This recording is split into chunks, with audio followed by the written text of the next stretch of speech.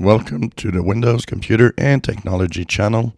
And if you're a WhatsApp user, I am on Windows. And of course, even if you're not on Windows, it's always good to update apps everywhere. All versions are actually affected by a security flaw. And Meta did mention that it was important to update to the latest version of the WhatsApp app. And of course, on all devices, but the vulnerability seems to be worse and easier to actually impact Windows systems. So if you're on a Windows PC using WhatsApp, do check for updates. Mine updated just a moment ago here through the Microsoft Store. And why not check for updates on your Android device or iPhone or any device you might be using WhatsApp.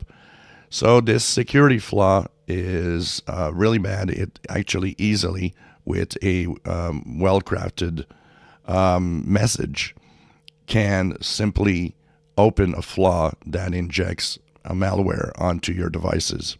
So it's as easy as somebody just sending you something out of the blue, and you're opening it to see what it is, and then all hell breaks loose, basically.